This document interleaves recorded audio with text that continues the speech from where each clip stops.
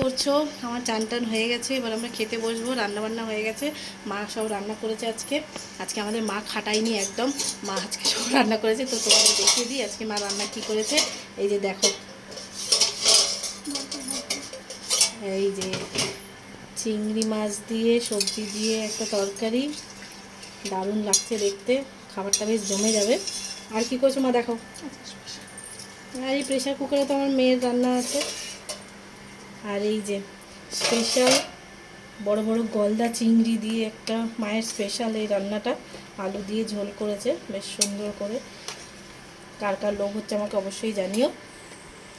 আর সাথে আছে একটু উচ্ছে আলু ভাজা। তো ব্যাস খাবারটা একদম জমে যাবে। তো আর মেয়ের খাবারটা আছে, মেয়ের খাবারটা আলাদা করে কি দেখো, তবুও দেখেই নাও আমাদের খাবারটা যখন দেখছো। তো চলো বন্ধুরা, খাওয়া দাওয়া করে নিই, আবার তোমাদের সাথে আসছি। টাটা।